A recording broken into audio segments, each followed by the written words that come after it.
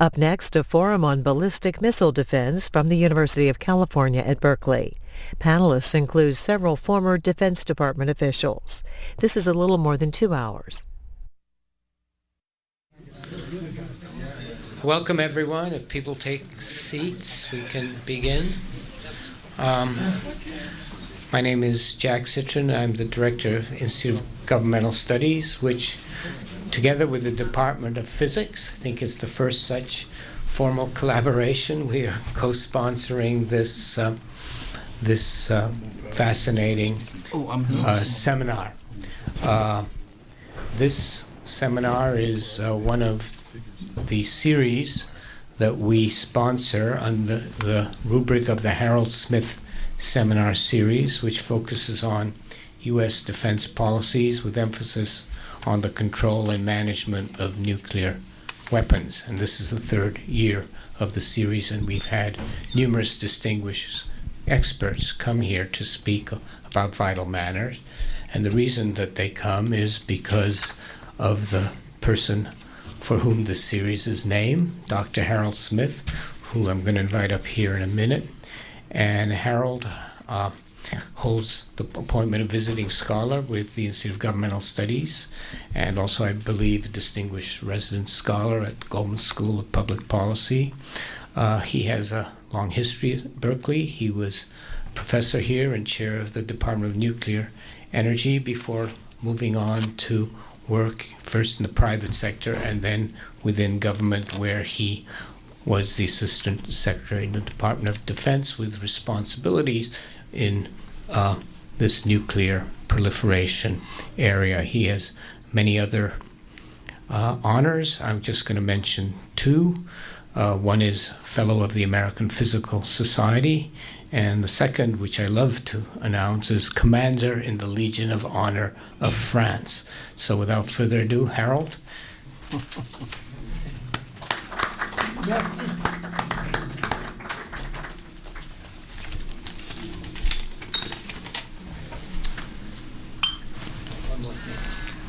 I should say that we are have the privilege of being recorded by C-SPAN, which is why I wore probably the wrong color tie, but anyway, we are going to be on C-SPAN this whole event.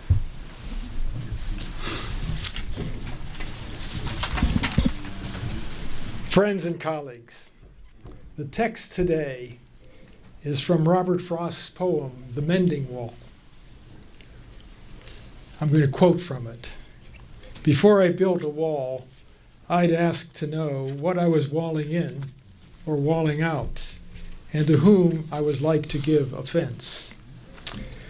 In the poem, Frost was already too late.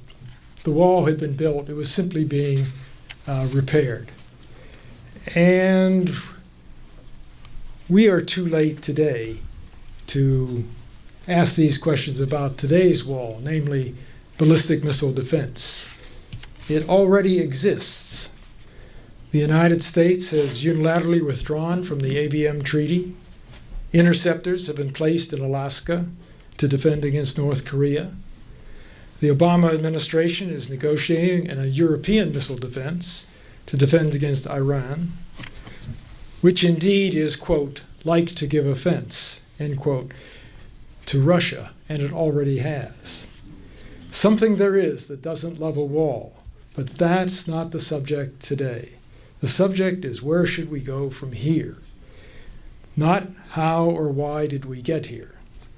Among the pressing questions will be, what is the Obama ballistic missile defense approach, and how does it differ from the Bush policy?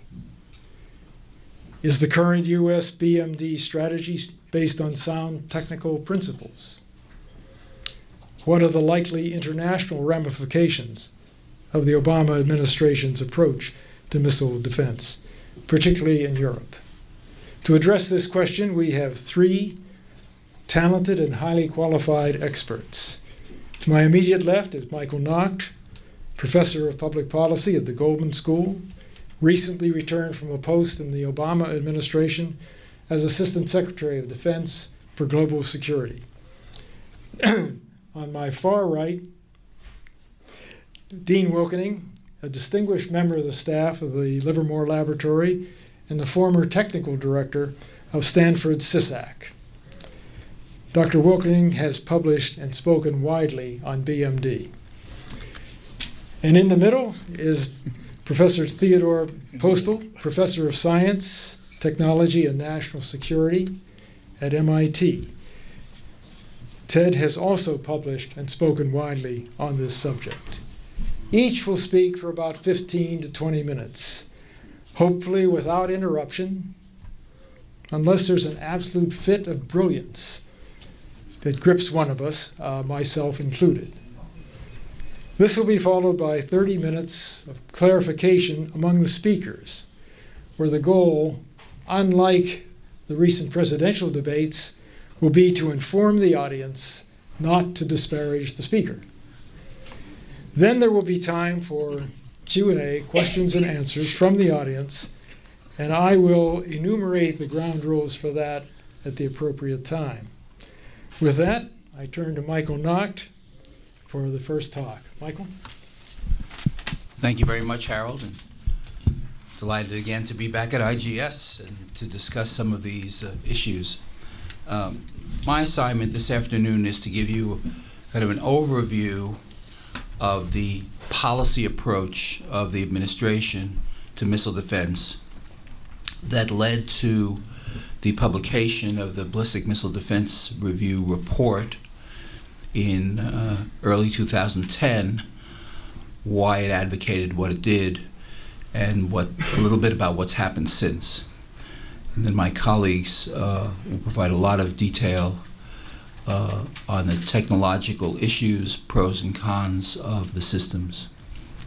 I was tempted to spend a little time giving a background about this subject, but Harold basically said don't do that. So just to say that there has always been, there has been a debate for decades about the wisdom of missile defense, putting aside its technical feasibility. In the most simple terms, if you and I both had missiles, offensive missiles, that could destroy each other, and each of us was confident our missiles could get through, even if we were struck first, then we'd have some sort of condition of strategic stability through mutual deterrence. But supposing in that situation, I started to build missile defenses while still retaining my offensive capability, you could plausibly construe that as an offensive measure, thinking that I was building the missile defenses to degrade your retaliatory attack after I struck you first. So in the 60s, the US went through a long period of trying to explain to our Soviet colleagues why we thought missile defense was not stabilizing, was destabilizing. And the Soviets had built a missile defense system around Moscow, and it still is there. Anyway, the ABM Treaty ultimately was signed as a culmination of that effort, which limited both the US and Soviet sides to 2 sites. This ultimately went away, as Harold said, 30 years later under the Bush administration. There is a clause, a Supreme National Interest Clause, which permits either side to withdraw after sufficient notice. We did that. We didn't illegally abrogate the treaty. We legally withdrew. But it led to increased tensions with the Russians.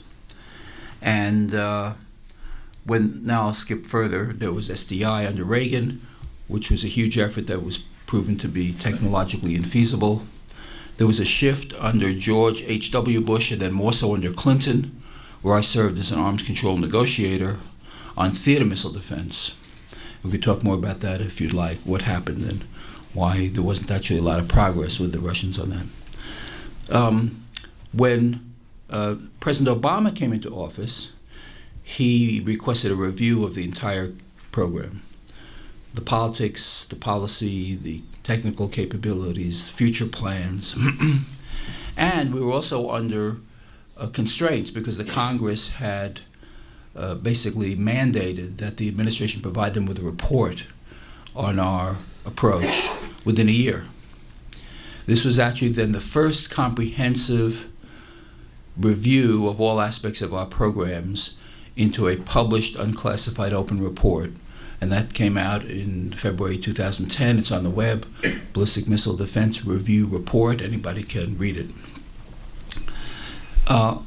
When we came into office, what we inherited was a proposal from the George W. Bush administration to put some interceptors, 10 interceptors, in Poland, and a radar, a sophisticated radar in the Czech Republic, and a sort of other capabilities.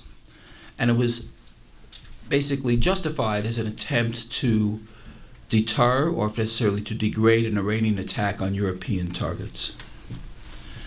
But it did provoke the Russians, who saw this as a kind of toe in the water, leading to a capability that could degrade their strategic retaliatory capability. Now, many times under Clinton, under George W. Bush, and under President Obama, senior Americans have met with the Russians, have given detailed PowerPoint presentations and other kinds of discussions to demonstrate, I think very persuasively, that there's no way that these systems could seriously degrade a Russian attack. Not that we want the Russians to attack, but we want the Russians to feel comfortable that their retaliatory capability is not threatened.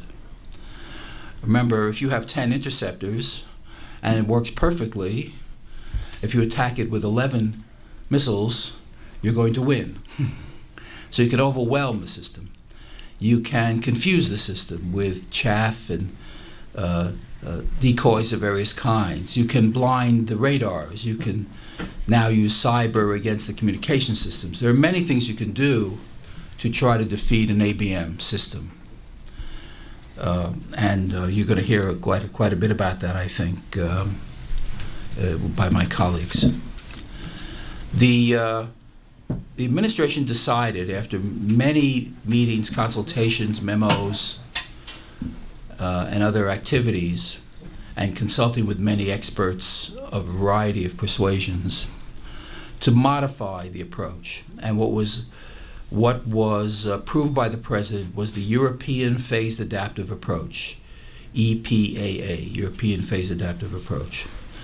And what that entailed was a group of interceptors placed in different places, some of which were yet to be determined, and some radars that were interconnected that could defeat what we saw as a growing missile threat, particularly from Iran, but against other potential threats against European targets. The Poles and the Czechs had never actually approved the Bush plan. Their governments had nominally approved it, but their legislators had never essentially ratified the agreements. So there was nothing actually in concrete that would have made clear that we could have even implemented the Bush plan. But we chose to diversify the portfolio, so to speak, to look at a number of different ways to base these missiles, including at sea, not just on land, and also to do something a little bit like this in Northeast Asia with our Japanese and South Korean colleagues to meet a North Korean threat. Now, I should add that there was not just a military and sort of technical objective involved in this decision. There were other aspects, other dimensions, other motivations to the decision. One was, hopefully, to essentially deter the adversary. We didn't want to use this stuff. We didn't want to just have it there so when the war started we could use it. In fact, we hoped never to use it. The plan was to demonstrate credibly to other militaries that they would pay a high price for launching such an effort, and it was not likely to achieve their military objectives. So deterrence was a key policy motivation. At the same time, there was a motivation of assurance and reassurance of allies. You know, NATO is now 28 members. I remember as a kid it was 12 and 16, now it's 28. And I had the privilege and opportunity to chair the NATO high-level group while I was in government, which is the group that oversees NATO nuclear weapons policy. So I met a number of times in Brussels with representatives of every member of NATO, except the French, who do not participate in the high-level group. So 27 out of the 28. With the French, we met privately, so we basically were meeting with all of them. And as you can imagine, with any group of 28, there's tremendous heterogeneity. Right? If you're in Poland, on the edge of the Russian border, with the history that they've had with Russia, you have one view about the need for some of these systems. If you're in Spain on the beach, you have a different view. And it's not easy to come to a kind of consensus view on what to do. But overall, there was very strong support among the NATO members to go forward with what the U.S. With what the U.S. proposed. They thought it was important to reassure their publics and their government officials that the U.S. is going to be there, especially remember at a time when President Obama is advocating reduction and, in fact, elimination of nuclear weapons. And the nuclear security guarantee has been at the cornerstone of the NATO alliance since 1949. So here, there's in a way a third angle in defense policy motivating this, which is this is a non-nuclear dimension to alliance cohesion that's fully consistent with the president's approach to reducing and eliminating nuclear weapons without in any way leading to an unraveling of our alliance with NATO or with the Japanese or Koreans or whatever. And there's also been, although it's not in the form of a treaty, extensive collaboration with Israel on this. Israel has a growing, sophisticated Arrow missile defense system intended to deal with the threats in their neighborhood. And there's a lot of collaboration with the Israelis in terms of technology, radar interfaces, strategy, intelligence gathering, and so forth. Turkey, which was originally not that interested in supporting this project, ultimately now has agreed. Romania is going to be a base for some interceptors. Poland and the Czech Republic will each play a role. So there's a lot of multilateral support for this among many key U.S. allies. Where we've run into a problem is that, not that these issues are totally resolved, it's an ongoing alliance management issue. But I'd say it seems quite manageable. And also, since a number of the systems will be based at sea in international waters, we don't need anybody's approval there. But where we've run into a problem is with the Russians and also to some extent with China. By all accounts, by everything we seem to know, the senior analysts in the strategic rocket forces of the Russian Federation have persuaded their leadership that what we are proposing, and particularly what we're proposing down the line, because this is called a phased adaptive approach. This is a decade-long program with some new systems coming on board by 2020. You'll probably see a lot of this with my colleagues. And the so-called SM-3 Mod 2, which is a quite advanced interceptor from what we have now. We don't have that now. That the Russians, extrapolating to the capabilities they think we're going to have, believe it will pose a threat to their deterrent. And we have been engaged with them in missile defense cooperation talks led by Undersecretary of State Ellen Tauscher, who used to represent Lawrence and Livermore National Labs here in Contra Costa County, Lawrence, Livermore, and Sandia National Labs in Costa County. She's been negotiating for quite some time, since the spring of 2009 till now, and they haven't reached agreement. And in fact, unfortunately, President Medvedev made a statement not too long ago saying that they have not borne fruit. The Russians are very concerned, and they feel that if there's not an agreement to share more data and in fact share operational capability, the Russians want to be involved in the operation of these weapon systems, which is a bit of a problem for us, that it could lead them to that the Russians themselves would consider withdrawing from the New START treaty that they just signed with Obama last year. So we have a lot of work to do with Russia. I should have finally add, I think I've already gone on almost as long as I need to, that there's still another dimension to the motivation here, which didn't lead us to withdraw the missiles, the original Bush plan, but there is a Russia improvement aspect to this strategy. Namely, you may know if you follow this, that as early as the spring of 2009, President Obama and Vice President Biden have spoken about the Russia reset strategy. When we came in, relations with Russia were very bad. The Russians had invaded Georgia in the summer of '08. The Russians were very upset about the expansion of NATO, which actually happened under the Clinton administration. They were upset with a wide variety of American proposals. They were very upset with the U.S. Withdrawal from the Abraham Treaty, whether it was, even if it was legally fine. And part of the Obama approach has been to improve relations with Russia, not just to be a good guy and to get along better, but for very concrete objectives, because on the nuclear side, the American position under Obama is that the proliferation of nuclear weapons to other countries and their use by terrorists, nuclear terrorism, is now in fact the top threat, top security threat to the United States. It's not the threat of a 3,000 reentry vehicle exchange with the Russians or doing this with the Chinese. It's the fact that nuclear weapons will be acquired by other states. The more hands that are on nuclear weapons, the more likelihood that they'll either be used, like in South Asia or the Middle East or East Asia, or that they'll be stolen, obtained in some way by non-government groups, some of whom have, as we saw through 9/11, willingness to die in support of their goals. So the Obama objective has been to bring the Russians and the Chinese more closely aligned with our view that we've got to stop that threat. And in order to do that, we need to have persuasive arguments and tangible measures that we've taken, which would be in their interest.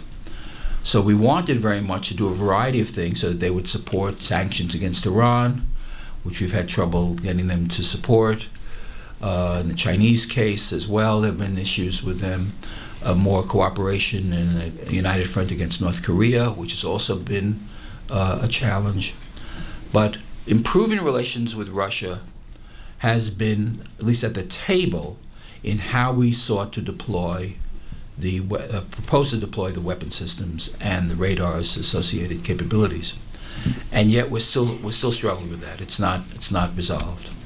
And with China, they're also making a somewhat similar argument, that they have a smaller force, although actually their actual force is actually not known. And there's been some very revelatory articles in the Washington Post at the end of last year that projecting that they may have 10 times the number of nuclear weapons that the community thinks it has. Their strategy is not known, their plans are not known, their deployment plans are not known. But the Chinese are also saying that bringing Russia and China with missile defenses, coupled with U.S. nuclear forces, and coupled with conventional prompt global strike capabilities, these will be new long-range missiles with conventional weapons, but super accurate, that could attack point targets like silos and radars and other hard-to-get targets, that this poses a threat to them as well.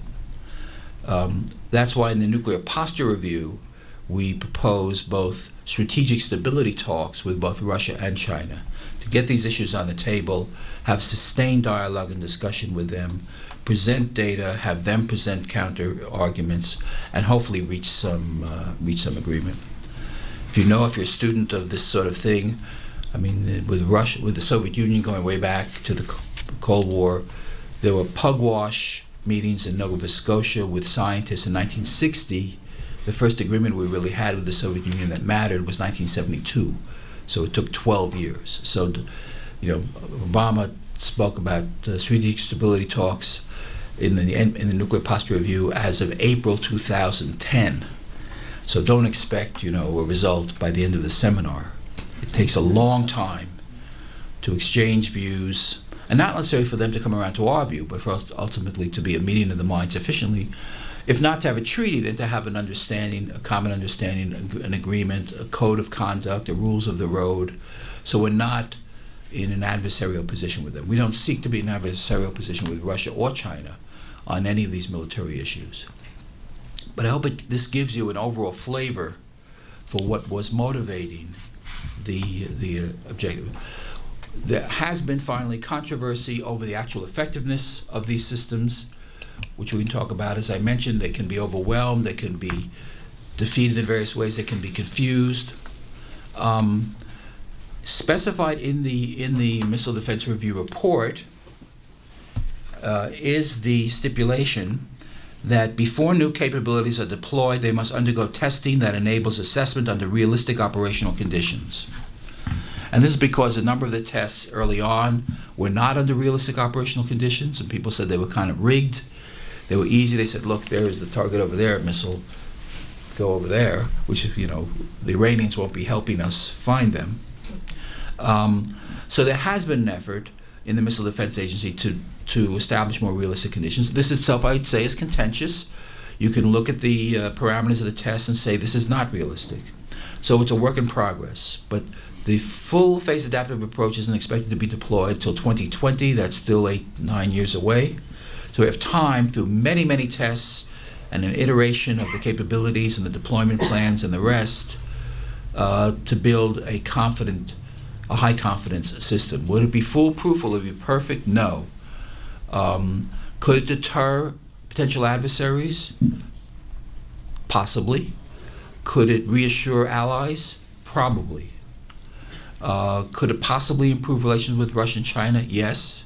Is it worth doing, in my judgment?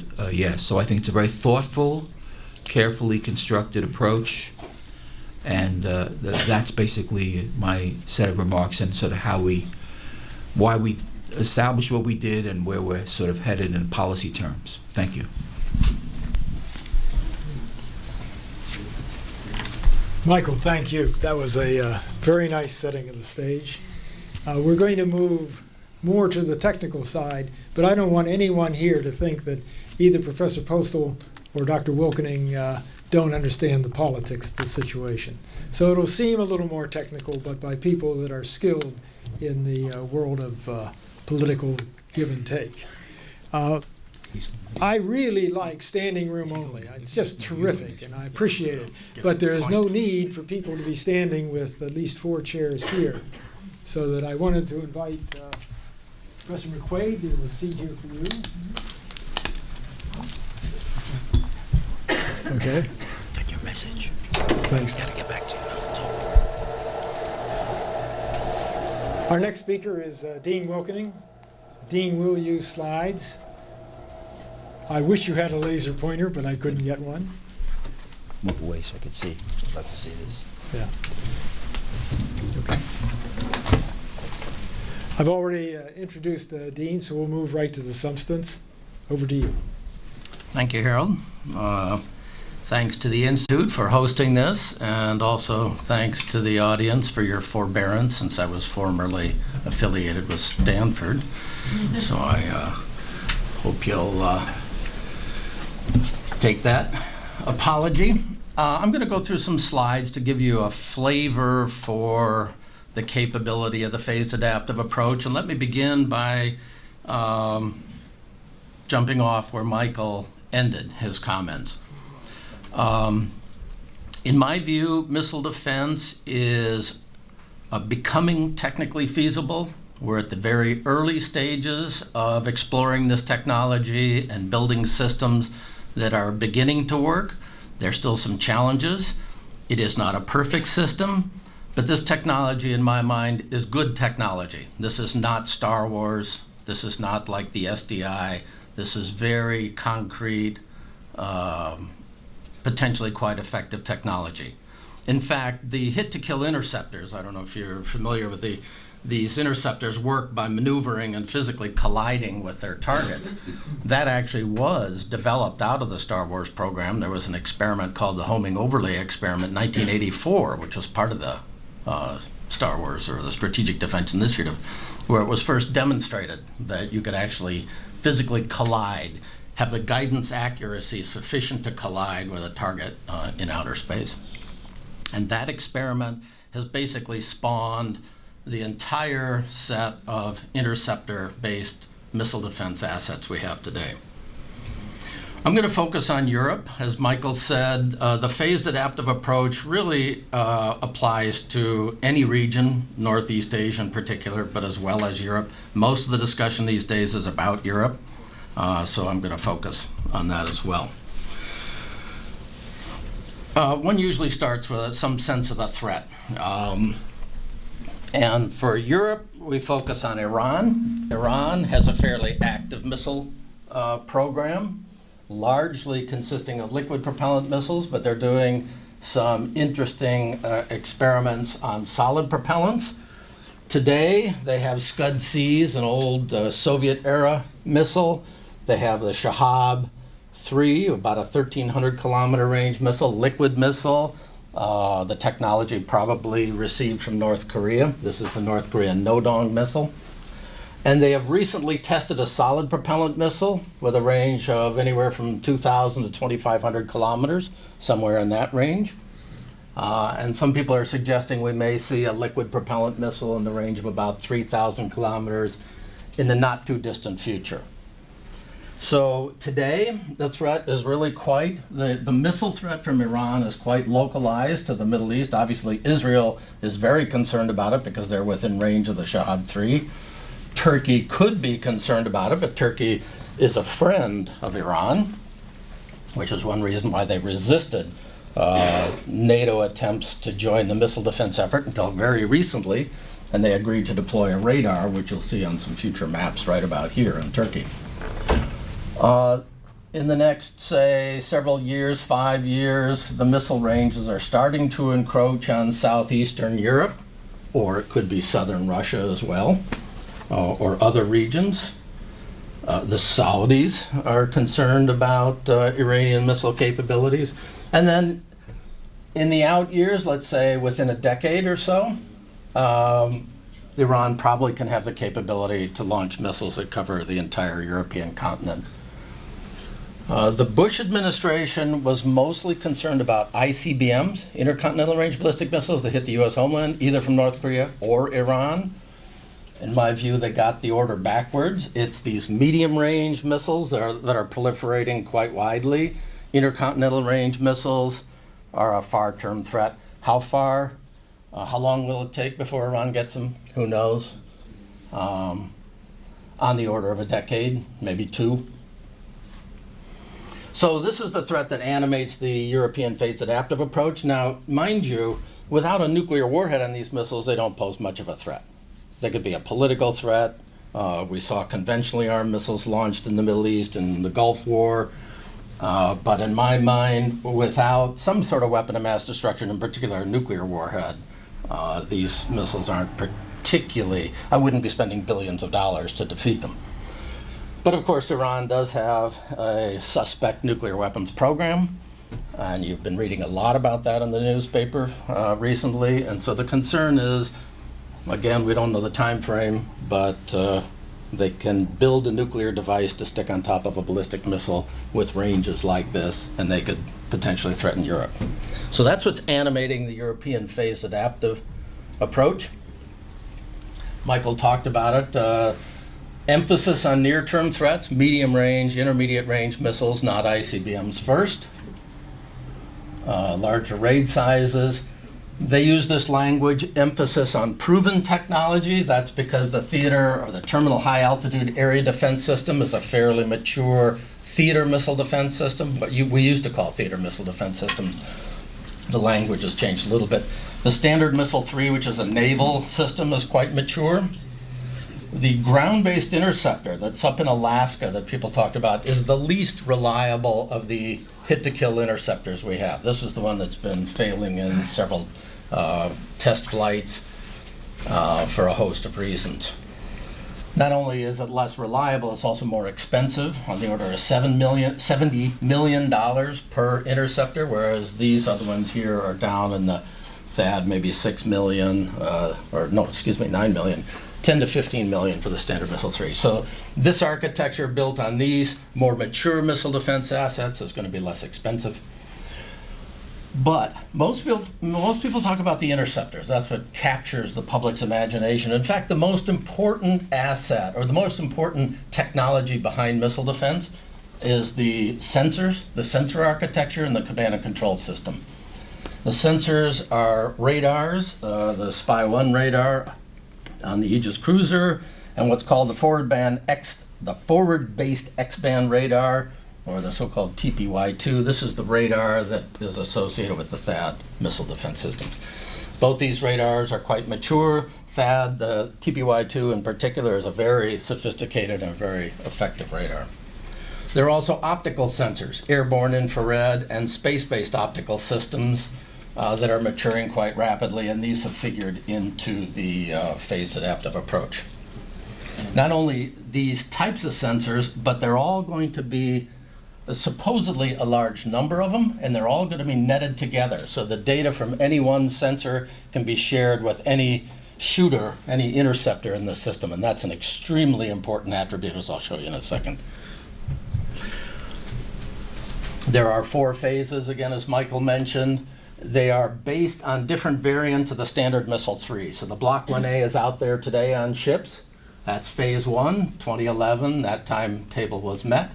The Block 1B interceptor, it's got a same interceptor, but it's got a different kill vehicle on the end of it, a more sophisticated one. That's undergoing flight tests right now. That's supposed to be deployed on ships and in Romania, De Veselu. That's the base that Michael mentioned was negotiated.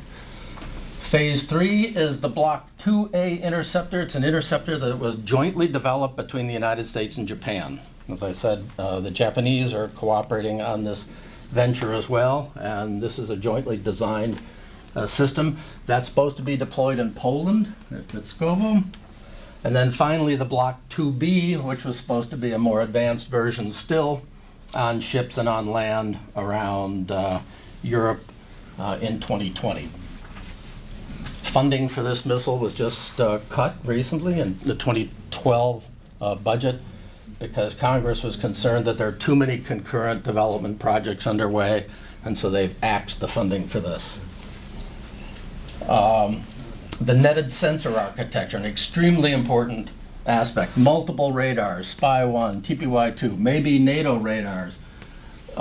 If one gets into the discussion about Russian cooperation, there are possibilities for Russian radars being tied into this whole system.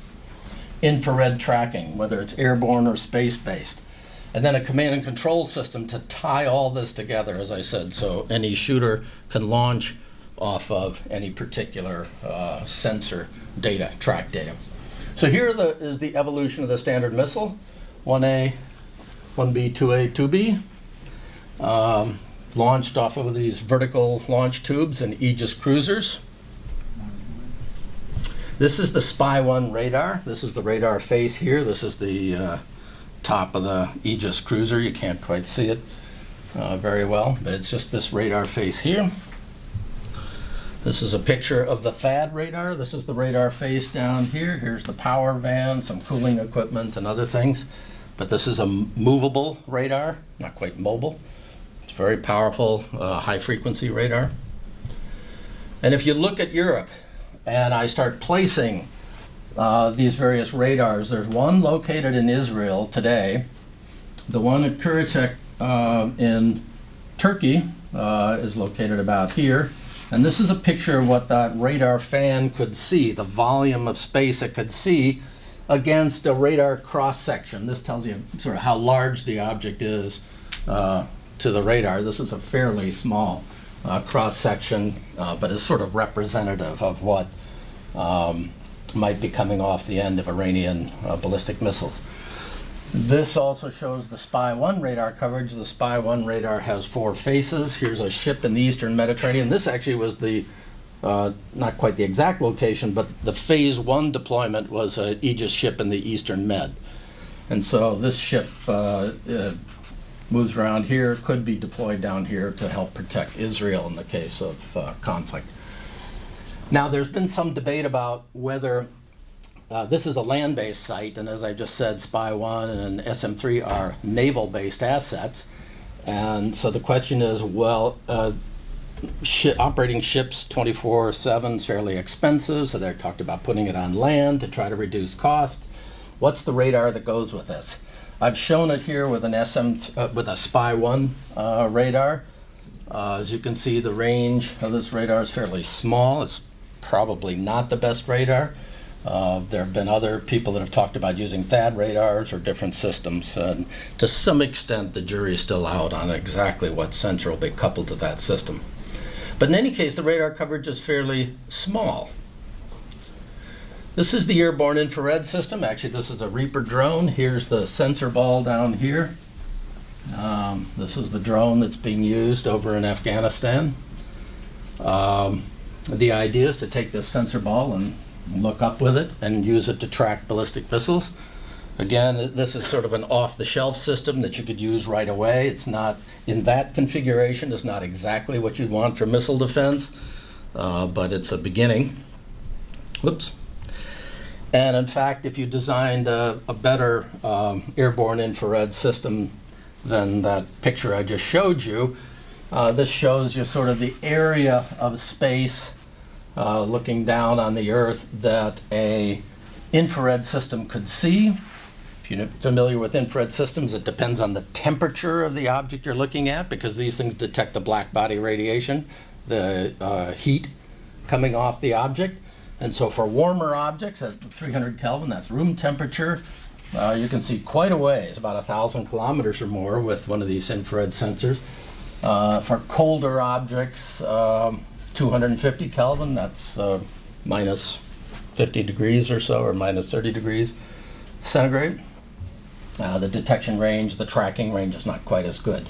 But you can see 3 orbits in and around Europe, you get substantial coverage. Why is that important? If I go back to the radar picture, here's a notional intermediate range, 4,000 kilometer intermediate range ballistic missile launched out of central Iran heading towards Europe. And these are those radar pictures. That forward-based X-band radar, the trajectory flies through that fairly reliably. But the problem is these Aegis radars, the target overflies the radar. The radar just doesn't even see them. And so this is one of the main roles for the airborne infrared system. If I overlay a 300 degree Kelvin contour and I put the airborne infrared in the Black Sea off the coast of Romania, now I get good three-dimensional coverage over Europe. And it's this sensor that starts providing the track information for me to consummate my engagements. Okay, well now let me talk a little bit about the defended area. And this is one way to look at whether the system is effective or not. Can you defend an area as large as Europe with a handful of interceptor sites? And this is based on calculations I did at Stanford some months back.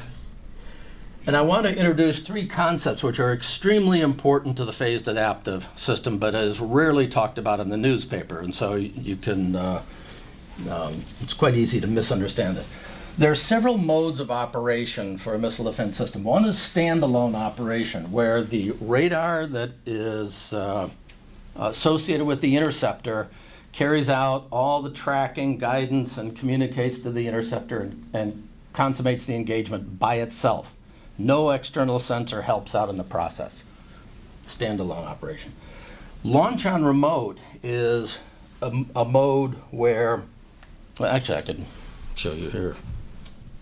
I'm going to show you some maps of how wide an area a Standard Missile 3-like system. This is not, it's sort of a notional Standard Missile 3, and I have a couple different speeds for these missiles.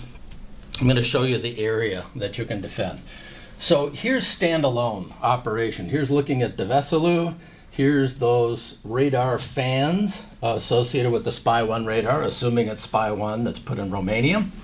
And here's a missile trajectory. That forward-based Turkish radar picks it up, communicates with this radar to look right around this region of the radar coverage because you're going to see something coming in.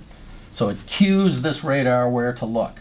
This radar then starts scanning this portion of the sky, detects the object, tracks it, launches the interceptor, and has to carry out this intercept before the object falls too deep into the atmosphere for the interceptor to work properly.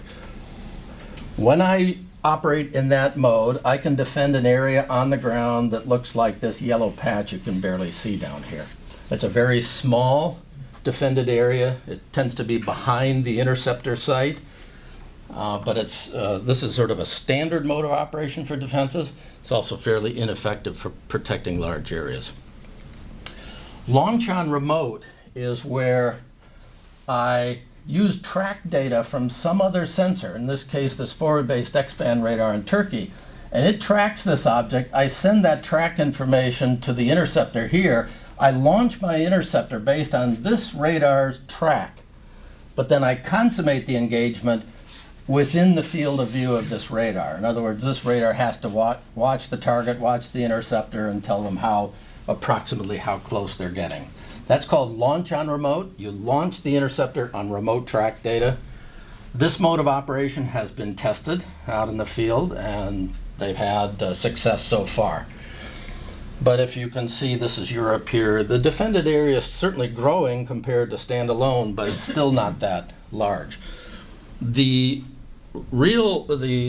most effective mode of operation, and the one that the European phase adaptive approach is heading towards, is called engage on remote. An engage on remote, I have some forward sensor, in this case this radar here, picks up a track. I launch my interceptor based on this track information, and I consummate the engagement. That is to say, some other sensor, a second sensor, in this case the airborne infrared here, keeps tracking this, tracks the interceptor missile, and the only thing that the radar, in this case the Spy-1, does is it's a communication link to communicate to the interceptor and say, okay, the ABIR, the airborne infrared data, tells me this is where it's heading, so adjust your track until you have an engagement. This is called engage on remote.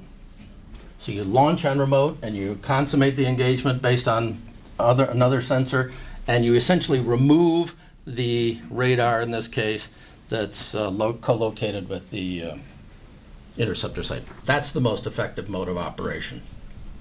Okay, so now let me turn to defense of Europe. Phase 1. This is what the defended area looked like. I assume launch on remote would work. We have one ship in the Eastern Med. Here's the kind of threat, the Shahab 3. This ship could move down and defend Israel, could move up around Greece. You could provide some localized defense in the Middle East and the Eastern Mediterranean. You'd probably need 2 or 3 ships if there was a real war that broke out. Maybe some down here defending other assets. But that's what the defense picture looks like today. We have a forward-based radar in Turkey, and one ship or a handful of ships using the Block 1A interceptor that is out in the field today. Phase 2, 3 years from now. Largely the same picture. Now we have the Standard Missile 1B, an improved interceptor on land at the Veselu, also in the Eastern Med. Maybe you'll have a couple of the ships here. And by now, 3 years from now, the range of missile threats might extend out to 2,000 kilometers, something like that. So again, fairly localized defense of southeastern Europe with 2, 3, maybe 4 sites, something like that. Things get interesting at phase 3, 2018. Now we're supposed to have the Block 2A interceptor,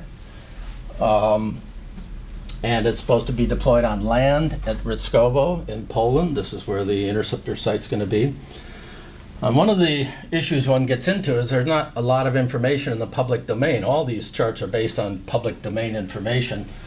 We don't know how fast the 2A interceptor flies, and speed matters in this business. So what I've done is I show a family of curves from 3.5 to 4.5 kilometers a second, representing the kind of coverage you would get from Poland of Europe, varying the interceptor speed. And again, maybe the missile threats would extend throughout all of Europe, who knows? But I've shown the maximum range threat that would reach England. And importantly, this assumes engage on remote. So you have to have these sensors, airborne sensors and whatnot, to provide all the track data for this to operate. Now you get huge defended areas. Just from one site alone, you can practically defend all of Europe at the higher interceptor speeds. Engage on remote will also be implemented down at Deveselu. Now I've shown these airborne infrared platforms orbiting, and again, a family of curves. Maybe the Romanian site will remain with a slower interceptor. Maybe they'll put a faster one in there, who knows.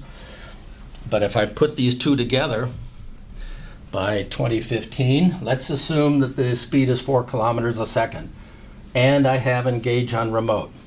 I have 2 land-based sites alone, and with Engage on remote, I can cover the entire continent of Europe. In fact, I could get shots from both of these sites for any missile heading in towards the center of Europe. I didn't point this out, but it's clear here on this chart. This radar in Turkey, the Turks only agreed to put a radar there, no interceptors.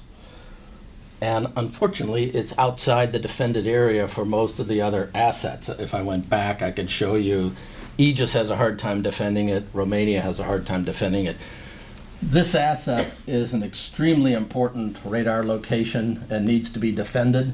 If I put a THAAD battery there, after all, the radar is just the radar that goes with the THAAD system, the Terminal High Altitude Area Defense. So if I just put the whole battery there instead of just the radar, this is the kind of defended area you would get, so you'd start defending certainly the radar itself, if not central Turkey. If I don't have Engage on remote and all I have is Launch on remote, this is what the picture looks like. Here's the Polish site, the Romanian site. I didn't put any naval interceptors around there. If we don't get Engage on remote, the defense, the broad area defense of Europe is virtually impossible unless you start proliferating interceptor sites all over the place.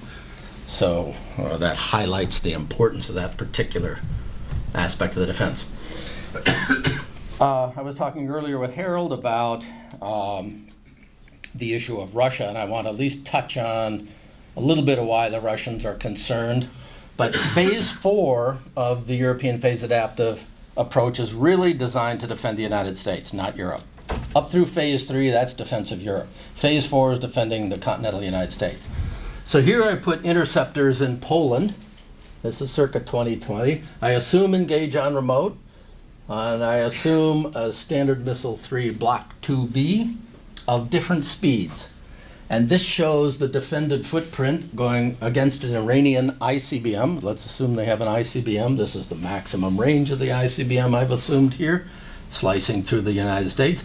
If the interceptor speed is 4.5 kilometers a second, which is very fast for defending Europe, this is the defended area in here. You really cannot protect the United States. If I increase that speed to 5 kilometers a second, now I can do a good job of defending the eastern part of the United States, but the west coast is a little bit out of the footprint. I haven't shown you the capability of the Fort Greely site up here, the GBI, which actually can defend this whole area. So 5 kilometers a second, the forward base site could help defend the east coast, Fort Greely, the west coast, so that would work. But if you want to cover the entire continental United States, from Poland, your interceptor speed has to be up around 5.5 kilometers a second. Much faster than any of the SM-3 interceptors that are being talked about. Much faster, well, at least a kilometer a second faster. Now, why are the Russians concerned? This chart shows you the footprint, the defended area for Russian ICBMs of different flavors launched from all the known launch locations in Russia for a 5 kilometer a second interceptor, which is high for any of the SM-3 interceptors that are currently being talked about. So if I put that SM-3 Block 2B and it has a speed as high as 5 kilometers a second in Poland, which has been the source of most of Russia's concerns, you really can't protect the United States. Here's Maine. Only the SS-27s and SS-19s out of Tadashevo, you might be able to catch them going to Maine, but the rest of the United States and Alaska and Hawaii, you cannot intercept those ICBMs. To threaten Russia's ICBMs from European launch sites, the interceptor speed has to be up above 5 kilometers a second, closer to 6 or something like that. So just to summarize, the kinds of observations I'd like to draw from this. Engage on remote is absolutely essential. The sensor architecture and the battle management system to tie all those assets together is key to this system. If you don't have it, the system doesn't work. Phase 1, 2 ships, 3 ships, decent coverage with launch on remote, same with phase 2. Phase 3 is where things get interesting, where supposedly engage on remote capability is going to be available. 2 sites, covers all of Europe. Turkey is outside that defended area, especially that radar, so you need to deploy THAAD there, so that's the follow-on discussions with the Turks, is how about accepting a few interceptors. Phase 4, defense of the United States. You really have to be above 5 kilometers a second to protect the United States from a European launch location.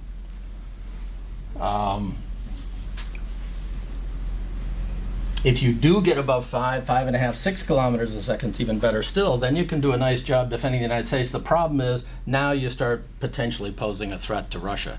So you can't have your cake and eat it too. You cannot defend the United States from Europe against Iranian ICBMs without potentially encroaching on Russian capability, though in my mind you don't encroach on it very much. In fact, I think most of the Russian concerns are more political in nature than the sort of military technical. Sensor issues are key. Airborne infrared, space-based infrared, good sensors. You need more than just 1 or 2 TPY-2 radars, and NATO radars, by the way. The French are developing radars, the Germans, others. Hopefully they'll contribute to the system. Multiple radars, and that rapid command and control system. And I think that's it. Yeah. So that's the kind of capability the system could have. And there are several key pillars that are required to really make this thing work fairly well, which I believe it could. Thanks. Thank you, Dean. That was very helpful. I personally am left with the question of, you've given defense every benefit of the doubt. You know, everything worked as you said, and yet it doesn't threaten the Russians very much until phase 4. So I tend to come down where you do come down, that the Russian objections are much more political than technical. Now that's that flash of brilliance I warned you about, and I will stop at that point. Ted, would you take it up from there? Do you want to use your? No, I got that. I have more to say than that. Where do I begin? Ted, I'm more concerned about where you will end. We're running. Well, I haven't been doing any of the talking so far, so. Let me start out by telling you about a way to protect you. I'm going to put airport security in place to protect you from terrorist attacks on the airplane. However, I'm not going to let anybody x-ray your luggage or anyone else's luggage. I'm not going to let anybody look into the luggage. I'm not going to let dogs sniff the luggage. I'm simply going to let people look at your luggage and decide based on whatever they think matters, like color, shape, whatever, whether or not it's got a bomb in it, or a gun in it, or whatever. This is basically the level of discrimination capability that these missile defenses have today. In fact, you don't even have to have a suitcase, because a suitcase would actually weigh something. But since you would put a decoy in the near vacuum of space and inflate it, and there was no air drag, this thing could tumble along, and to a distant radar operating at thousands of kilometers range, or to an infrared sensor operating at hundreds of kilometers range in some cases, It would be an object that potentially does or does not carry a nuclear weapon, period. So when I start talking about countermeasures later on, keep in mind that hitting the target is not the easy task. I mean, is not the hard task. The hard task is finding the object that's being thrown at you. And if you think decoys are difficult to build, let me give you a general analogy, and before I go into some facts, that is worth contemplating. Imagine you have an adversary that has the technical capability to build a long-range ballistic missile or an ICBM. They have the ability to build a nuclear weapon and a reentry vehicle with a fuse that would properly detonate the nuclear weapon, but they can't figure out how to inflate a balloon and deploy it along with it. Now, if you believe there is such an adversary as that in the world, I've got some bridges to sell you along with the missile defense.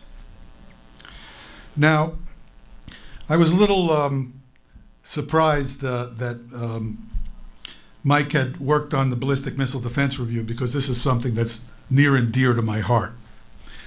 I do not see any evidence that the Ballistic Missile Defense Review had any technical input of any kind.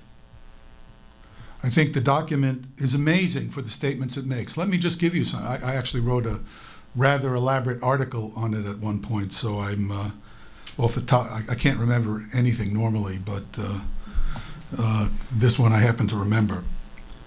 Here's an assertion for you from the Ballistic Missile Defense Review.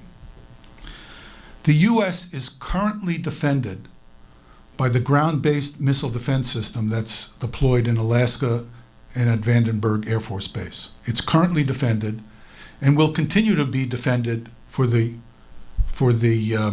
foreseeable future, although we should do work to make sure that it stays that way. This is clearly and unambiguously stated in the Ballistic Missile Defense Review. The last test failure in the missile defense program was an experiment sometimes called the FTG 06, followed by a replication of that experiment, the FTG 06A.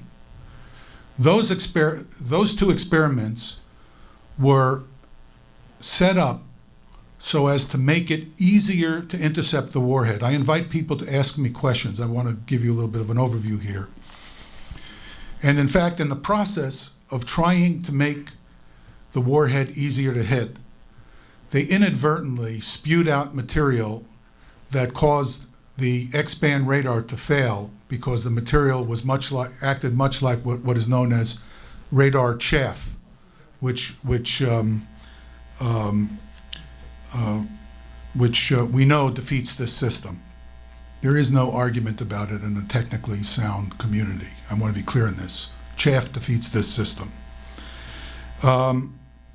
The Ballistic Missile Defense Review also says that the new breakthroughs in missile defense technology that allow for the ballistic missile defenses, particularly the PAA, to have a chance of working. In fact, the President said that in his speech announcing it on September 17, 2009. Let me be clear. There are no new technologies in the PAA, none. There are no propulsion technologies, there are no sensor technologies, there are no material ballistic missile defense technologies that give this system greater capability. I'll have something more to say about that shortly. The PAA is a proven and effective missile defense. The President said that in September 17, 2009. Yet, if the PAA has never been tested against a tumbling target. Now that means something, because in the Gulf War of 1991, where incidentally the Patriot was originally represented as 96% successful, and our MIT group showed that it was almost certainly 0% successful, so we went from PK equal to 1 to PK equal to 1 to 0. which should tell you something about this community and its ability to tell the truth. There were tumbling targets at high altitude for reasons I can explain again in the question and answer period. The Al Hussein missile had design features, not flaws, I say features, that caused it to tumble at high altitude and behave very irregularly on reentry, and thereby completely defeated the Patriot. And incidentally, it would completely defeat the Patriot PAC-3 as well. We've examined that. We've actually studied it.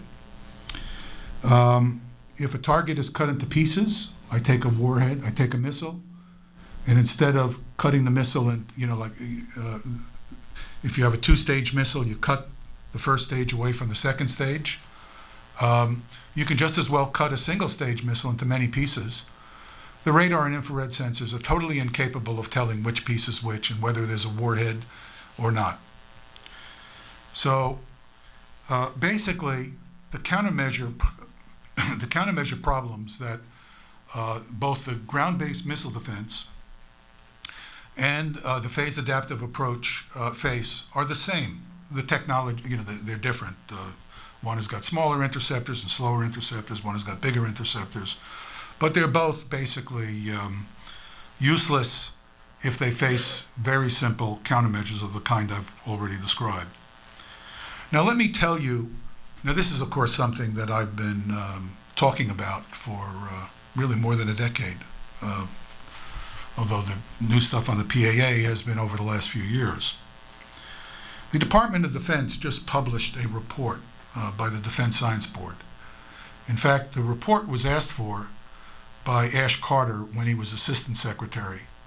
Now he's Deputy Secretary. And so Ash Carter asked for this report. And let me tell you what I think happened. I'm going to be very cynical here, so those don't be too shocked. I think the Defense Science Board inadvertently hired some contractors to do the study who actually did a study.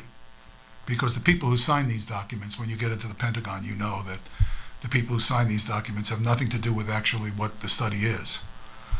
And they were so careless, I say careless because I'm ascribing a motive of concealing information from you, the American people.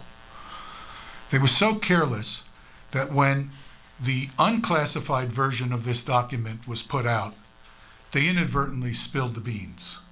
So let me tell you with this document that the current Deputy Secretary of Defense asked for and is now out there in the open. Incidentally, send me an email. I will send you the letters that a colleague and I wrote to the National Security Advisor just a month ago.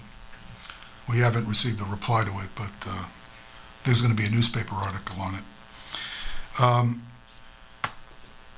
The Defense Science Board report stated the following: none of the radars in the phased adaptive approach, none of them are up to the job of actually supporting the system's workability. None of them. They're all too short range. I will show you a chart, if necessary, that will show you that the radar cross-section of a rather large and rather typical cone-shaped warhead is at least 10 times smaller than what Dean showed was the case, at least at X-band. At L-band, it is 1/10 of a square meter. If that radar cross-section is even smaller, that means the range of the radar is not only determined by the power of the radar, its antenna size, the gain, what's called the gain of the antenna, but the radar cross-section of the object, the radar reflectivity of the object, which is in control of the adversary, is what determines the range of the radar. So if an object is very small radar cross-section, and in this case you can typically expect an unsophisticated warhead where there's been no effort to make it stealthy to be 1/100th of a square meter, then all of these radars have even shorter range than what people are claiming. And I would like to point out that it's not hard to make the radar cross-section thousands of square meters at X-band. This is one of the grave problems that X-band radars have. You can easily make a warhead stealthy. Now, this Department of Defense report, again, the Department of Defense report that the Deputy Secretary asked for, also made an amazing statement. It said something that I've been saying for more than 10 years. So what I've been saying for 10 years is that if you have those suitcases out there and you're just inspecting them with your eyes, you can't tell whether or not there's a bomb in them by just inspecting them with your eyes. You're going to have to sniff them, open up the suitcase and look around. Even then you might fail, but certainly you're not going to be able to identify which suitcase has a bomb by simply looking at it. This is not a very profound statement to say, but there's a lot of technical detail behind this very simple statement, which is correct completely in terms of the analogy I'm giving you. The Defense Science Board report actually says that the Department of Defense has not demonstrated the ability to tell warheads from decoys. This is the report, that unclassified report that Deputy Secretary of Defense Carter had asked for a couple of years ago. It also says that a capability that the Missile Defense Agency has been talking about for a long time, called shoot, look, shoot, has not been demonstrated. Let me just explain this simply. I have an object, I want to destroy it. If I don't have time to shoot at it, see if I destroyed it, and then shoot again, I typically would shoot 2 interceptors simultaneously. Well, if I have this problem, it greatly increases the number of interceptors I need and the expense of my defense. So what has happened is there's been a lot of talk about shoot, look, shoot. You need to get enough what's called battle space. You need to be able to reach out early enough that you can shoot a second interceptor. You have time to shoot a second interceptor if the first fails. But this report states, and I'm sure it's correct, that the shoot, look, shoot is not possible because the Department of Defense has not demonstrated that if they hit a target, they will know that destroyed the warhead, or that they will be able to tell the warhead from other debris that's created if and when they hit a target. As I say, you have lots of pieces of debris, they're coming at you, and if you can't tell that a piece of rocket motor that broke apart in the intercept attempt, or something else that is just traveling along with the warhead is a warhead or a piece of debris, you can't execute shoot, look, shoot. This report says that quite clearly, and it makes the important factual statement, unless they're lying to the Deputy Secretary of Defense, that the Department of Defense has not demonstrated this capability. Now, what this report also does is it releases some interesting intelligence. The intelligence shows that adversaries are already testing missiles that release objects that could be decoys within tens of seconds of the end of powered flight. Now, of course, if you can build a rocket and you can deploy a warhead, you should be able to deploy a balloon. So this should be no surprise unless you want to buy that bridge from me. So this is what we're currently facing. Now let me make a general policy statement. I shudder to do so. Here's the argument in the Ballistic Missile Defense Review. We're going to make it so hard for these people to use ballistic missiles that we are actually going to deter them from using it. We're going to cause them to throw up their hands and give up. Now, that could be true. You know, I'm not opposed to the use of military force in all situations. I've worked with the military, and I have great admiration for what they do and how they do it. Some things, of course.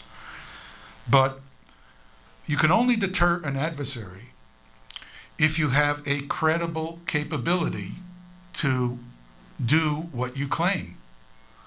If you don't have a credible capability to do what you claim, you may actually encourage the adversary to go ahead and build ballistic missiles and decoys. And if you want to cement relationships with our allies, I think you're going to have some very angry allies if you claim you're defending them and they wind up with a nuclear warhead shoved down their throat because they've been told that they can deal with it. So these are some general statements that I was not intending to make when I first, you can stop me at any point if you think it's getting too violent. I wouldn't dare. I don't bite, I just kick.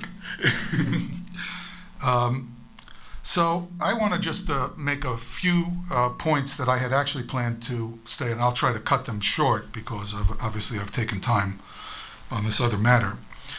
How does the Bush system differ from the phased adaptive approach? Well, what the phased adaptive approach does is it substitutes a very large number of smaller and slower interceptors for a very small number of very large interceptors. That's a simple-minded way of stating it, but now these interceptors are on mobile platforms,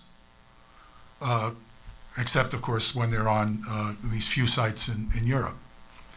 It is not true that you need a 5 kilometer per second interceptor to defend the United States with this system, at least in theory. Incidentally, I agree, well, you actually think it would work. I don't think it will work at all, so why am I concerned about it? Which is a question I'd like to address. But you only need a 4 kilometer per second interceptor. You could defend the United States with that. And a 4.5 kilometer per second does even better. And there's very little uncertainty in the public domain about the speed of this interceptor. It's 4.5 kilometers per second. I've talked to numerous people in the Department of Defense, the White House, the Congress who have access. Nobody has ever suggested this interceptor is not 4.5 kilometers per second. Let me make clear, you cannot determine whether this interceptor is 4.5 kilometers per second because the nature of its design is that it's a very inefficient rocket system because it's designed mostly for safety, because people in our Navy don't like to get blown up by their own missiles if you have an accident on your ship. And I generally agree with them, having worked with the Navy. I think that their strategy on that point is quite good. So let me ask the question, is the current BMD strategy based on sound fundamentals? I would argue no. Not in terms of the logical reasoning that somebody who's trying to be a strategist would argue, because strategy ultimately has to be implemented. And if you can't implement a strategy, if you don't have the means to implement a strategy, then having a strategy that's not based on realistic means to implement it is simply crazy, especially when it's a military strategy. Technically, the problems are very severe because you have no ability to tell decoys from warheads, and decoys would be extremely effective in reducing the capabilities of this system. Let me give you a couple of quotes from this report that the Deputy Secretary asked for. This is actually out of the report. The successful operations of these defense systems, that's my addition, is predicated on an ability to discriminate in the exoatmosphere. That means in the vacuum of space. Discriminate the missile warheads from other pieces of offensive missile complex, such as rocket bodies, miscellaneous hardware, and intentional countermeasures. The importance of achieving reliable mid-course discrimination cannot be overemphasized. That's the report statement. Then it goes on to say, the Department of Defense has not demonstrated this. So they have made a statement about what the system requirement is. By that I mean, we sit down, we design a system, we say, it has to do this well to meet our objective. Then we look at the technological possibilities, and if we're being honest, we say, well, this system cannot meet these military objectives, and we throw it out and start over and look for something else, or spend our resources on a military enterprise that makes more sense if we're just talking totally military. I'm not getting into the question of whether or not the resources should be spent on other issues. That's a big question and it deserves discussion, but I won't treat it here. So, why are the Russians worried about phase 3 of this system? Now, phase 3 is important. It's not phase 4 they're worried about. They're worried about phase 3. And I don't think it's political myself. That's my judgment. I could be wrong, though. There is certainly a high political component to this whole game that both the United States and Russia is playing. So you'd have to be deaf, dumb, and blind to not realize that this is so political, it's hard to believe. In fact, I think it's so political that the people in the White House don't even care whether or not this system works. They're so worried about the Republicans calling them cowards that that's what's the concern. And let me tell you, I meet with people in the White House. I don't say who, but that's where the fear is. Because there are people in the White House who understand exactly the technical facts that I'm describing here. So, if the system has no capability, why are the Russians worried? Well, let me just step back for the phase 3, why phase 3 is important. Phase 3 is supposed to come in somewhere between 2018 and 2020. It's scheduled for 2018, but it turns out they're so far behind in building the kill vehicle for the phase 3 that it probably would be 2020. In 2020, New START comes to an end, and the United States begins a new arms reduction negotiation with Russia. The Russians have said, we regard this system as threatening, and we're going to withdraw from all future arms reductions with the United States after New START ends, or we might even withdraw from New START at some point because we are so concerned about this. And I can tell you that people I'm working with, and some of them are big Pentagon insiders, are very worried about this. And they should be, because I think the Russians are very serious. All right, but why are they worried about this system? Because, I just told you, it's worthless. It's just your money. But, after all, Wall Street took care of that as well. And of course, the people in the White House are protecting you from Wall Street, just as they're protecting you from these foreign missiles. And incidentally, that's not an accident, because I used to be sick over this missile defense issue. But then I saw what we did with regard to Wall Street, and I said, yeah, if people can't deal with this threat to our country, how can they deal with missile defense if they're not concerned enough about this? And I know a little bit about it right now. I've spent some time learning about economics. And by the way, since I've learned about economics, to just make a point, I used to tell people that I worked in an area that was distinguished by its intellectual poverty. But now that I know something about economics, I no longer say that. Okay. So why does this give you the best of the worst of both worlds? First of all, the other guy building missile defenses unleashes very powerful bureaucratic forces.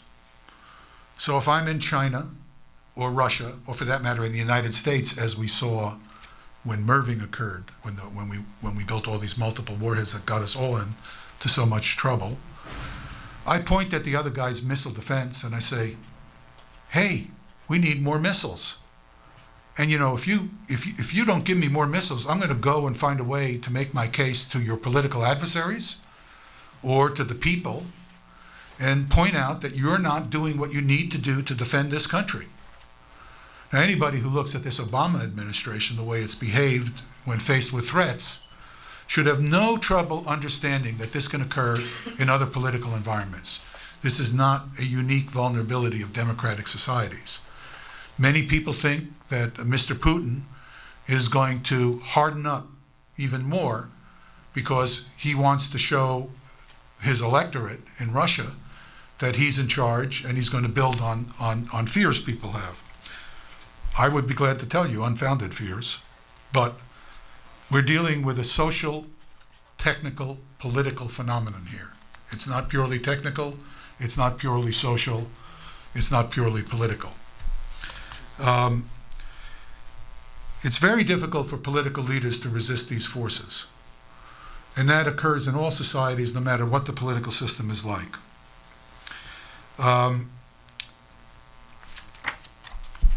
So, what does the adversary's leadership really think? That's a question that you're going to ask if you're the military planner on the other side. So when I see I worked in the Pentagon. I was a scientific advisor to the Chief of Naval Operations, so I'm highly sensitized to who says what. So when I see General James Cartwright in front of the Senate saying that if he was actually asked by, I forget the senator now, he was actually asked by a member of the committee, if there was a crisis between the United States and North Korea, what advice would he give the President of the United States with regard to the ground-based missile defense system? And he said, oh, I would tell the President that he could have complete confidence in the system. You could see the eyebrows raise in the Senate, among the senators. Now, this guy is the second most senior member of our military. I worked on nuclear war plans, and I really worked on them. I was at the ground zero level. I mean, I really had a lot of access when I was in the Pentagon, and I was helping to integrate Trident 1 into the force when it was just coming in there. So I know what goes on in these plans. And it should make your hair stand on end. What these statements of a military leader of that level does is it potentially creates the possibility of a misunderstanding by leadership. When I was in the Pentagon, I looked at the Moscow ABM system, a worthless system. A worthless system. I could go into I give a lecture on the Moscow ABM system in one of my courses. I sat and looked at that system and I said, why are they doing this? What do they believe? What might they do in a crisis or a confrontation that could inadvertently get us into a nuclear war because they believe something about this system that's not true?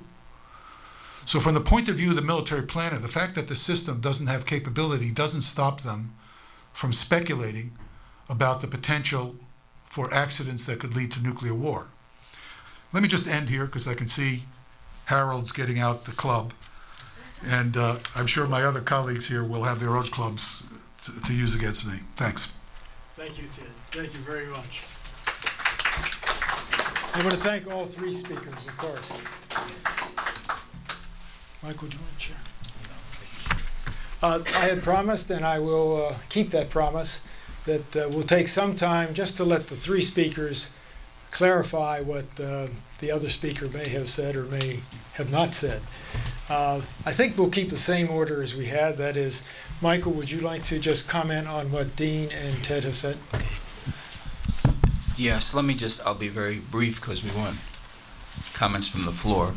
I'll just say a couple of things. First of all, Dean has been an advisor to the Defense Department on these issues.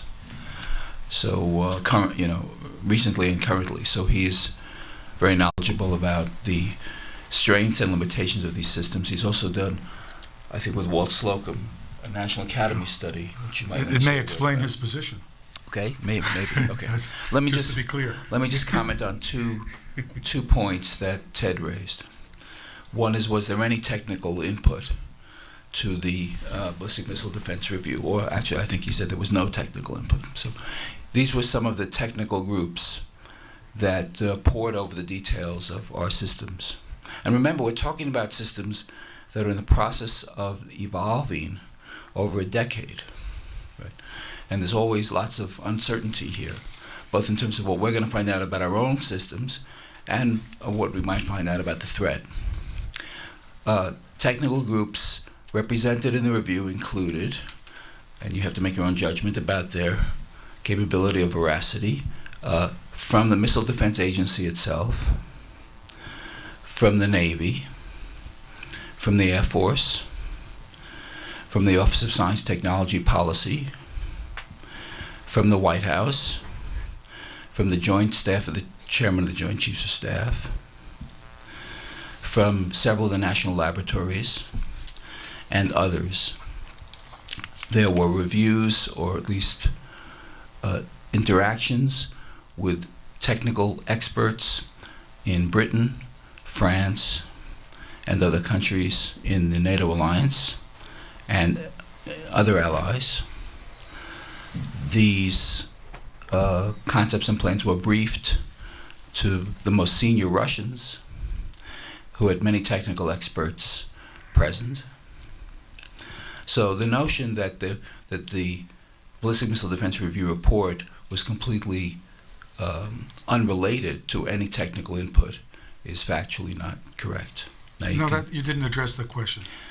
Well, The fact that you're appealing to different organizations playing a role, I've been in the Pentagon, I've watched these charades put on. You go and you talk to a bunch of different people, you select what you want to say, and you say it. Now, if you have some facts with regard, are you willing to say, for example, that the current missile defense system is defending the United States right now? Do you believe that? That's a different point. No. What do you mean? That's the No. key point. The first point, we've got to let we can't Michael get into have an his say. exchange. You can't get into Well, a substantive I'm exchange. happy to We're do gonna it. talk about appeal to I'm authority. responding to a couple of the points you made. If you'd like to respond after that, you're welcome. Respond to the factual point I stated. I'm responding in the way I'd like to respond, not the way you'd like to respond. Fine. So that's the first point. It's factually incorrect. Second point, was the motivation of the administration solely to appease the Republicans? Nothing could be further from the truth. When the report was released, it was denounced by senior Republican senators intimately familiar with missile defense, members of the Armed Services Committee, as a sellout to the Russians, that we were appeasing the Russians by withdrawing the interceptor from Poland. That also was not true. We were developing a set of systems and plans, as I described, which would, over a 10-year period, make it increasingly difficult for potential adversaries to use ballistic missiles against targets in Europe in any sort of cost-free calculation. It would be increasingly difficult for them. Are we aware that they would use decoys? Of course we're aware. This is kindergarten level understanding. We've done a lot of work on decoys, a lot of work, more work that is publicly available. We've done a lot of work on how to defeat decoys. Do we have all the answers? No. Will we have all the answers in 2020? I don't know, probably not.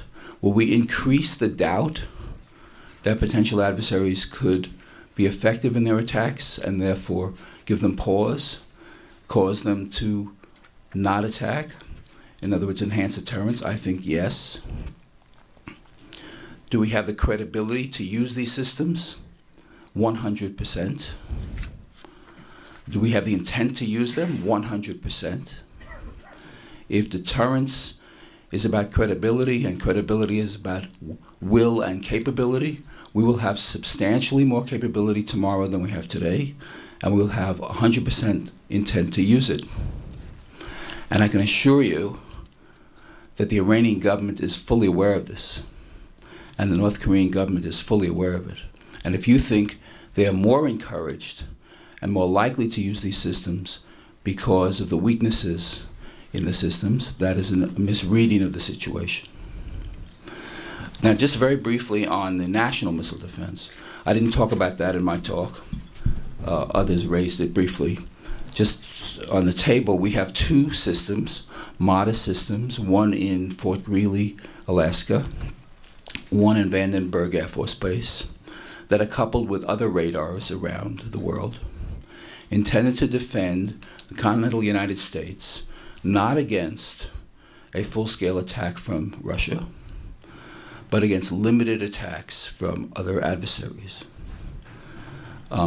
This is a a policy that the U.S. has sustained. Obama sustained the Bush policy. He's chosen not to augment the capability. That also has been attacked by Republican senators. So we have a system in place, again, just to demonstrate the willingness to defend the United States against limited attacks. And we have this growth of regional networked systems that are intended to make it more difficult for them to attack regional targets. Final point, conceptually, missile defense involves 3 layers of attack. It's sometimes called a layered defense. Slightly artificially, the trajectory of the attacking missile is divided into boost phase, mid-course, and terminal phase. And different elements of the defense are focused on each phase of the trajectory of the attacking missile. So there's boost phase intercept, which is tough. There's mid-course intercept, and there's terminal intercept. And as these technologies mature, and as the networks and the sensor networks mature, we have expectations that the ability to degrade the attacking missile in either boost phase, mid-course, or terminal phase will grow, so that the likelihood of penetration will be reduced. You know, we say in policy is about prediction. You establish a policy because you expect that if you do it, it's most likely that the following will result. Sometimes you're right, sometimes you're wrong. But I think it's not helpful, it's not constructive, although it's often done, to impugn the motives purely for grounds other than the technical capability. And Dr. Carter, who we all know very well, who was Undersecretary of Defense at the time of the Missile Defense Report, not Assistant Secretary, and who's now Deputy Secretary, who's a noted technology and policy expert, a Rhodes Scholar, a PhD in physics from Oxford, a longtime Harvard faculty member. A former close friend of mine. Ultimately, and will now be one of the key figures in the Defense Department as Deputy Secretary to oversee and evaluate the progress of the missile defense program. So I think we have the best capability we could have looking at this. It's a free and fair society, and we're delighted to get the criticisms when they're on particular points. I think the administration is willing to trade. By the way, I should finally add, sorry I'm going on longer than 5 minutes, that members of the Congress and the congressional committee staffs have some excellent technical experts, and they've looked at these systems too. It's a work in progress, but I certainly personally believe that the motivations are sound.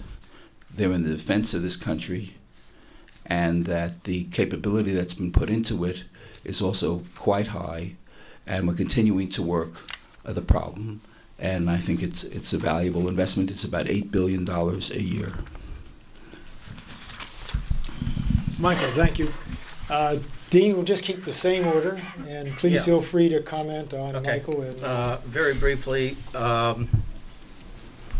the thing I like about Ted's analysis is he raises one of the most challenging issues for missile defense, and that's mid-course discrimination. Can you tell decoys and the rest from real warheads?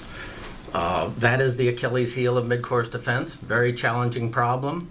In my view, while I think the Defense Science Board says the problem has not been solved, we can't do it perfectly, we can do a reasonable job against... They did not say that.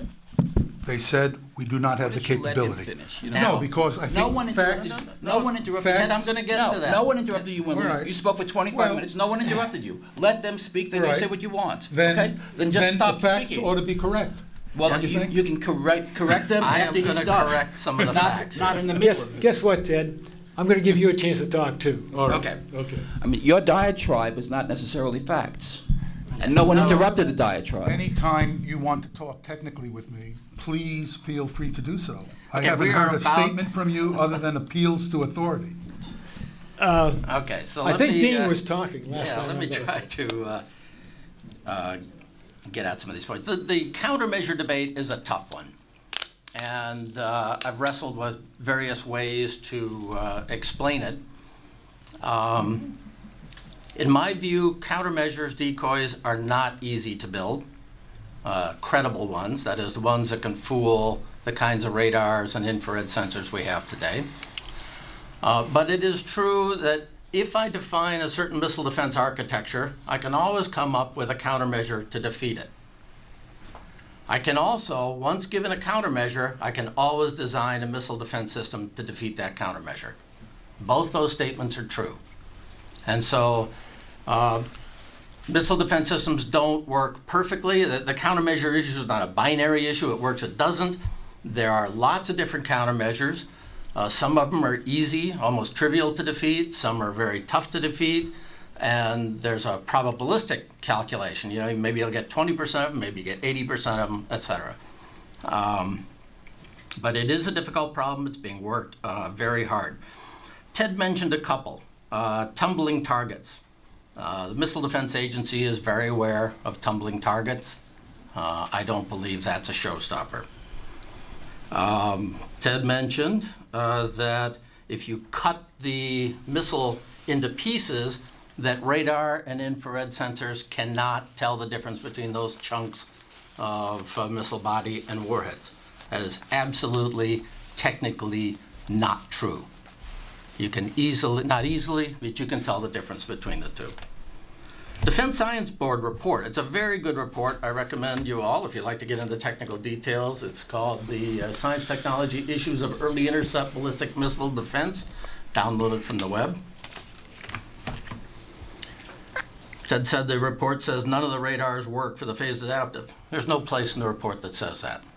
In fact, it says quite the opposite. It says that the radars don't have adequate range. Is that what it says? No, it doesn't say that either. Well, you're wrong. It says that. Well, I mean, It says that Ted, you I can want you to comment, but all in turn. if you increase the radar by a factor of 3, then in the most stressing case, the radar is adequate. The Defense Science Board report nowhere says that you cannot discriminate decoys from warheads. That statement is never found in any of these pages. The one place that it says is that the Department of Defense has not demonstrated that you can do kill assessment. That is to say, once a kill vehicle hits something up there and you get this splatter of chunks of stuff coming out of it, do I know that the nuclear warhead has been destroyed? And that is a challenging problem as well. It's a very different problem than the decoy discrimination problem, and that's the one statement they say that has not been demonstrated. But they do not say that the discrimination problem is impossible or can't work. Nor does it say that adversaries are already testing decoys that could defeat the defense. There's a wonderful chart in there that shows foreign decoy release times after the end of the boost phase. Foreign decoys. That's British, French, Russian, Chinese, and anybody else. It does not say North Korean. It does not say Iranian. And so one of the open questions is, the adversaries for the system are Iran, not Russia, not China, maybe the French, I don't know. But we don't know. At least there's no information in the open domain about what Iran and North Korea can do.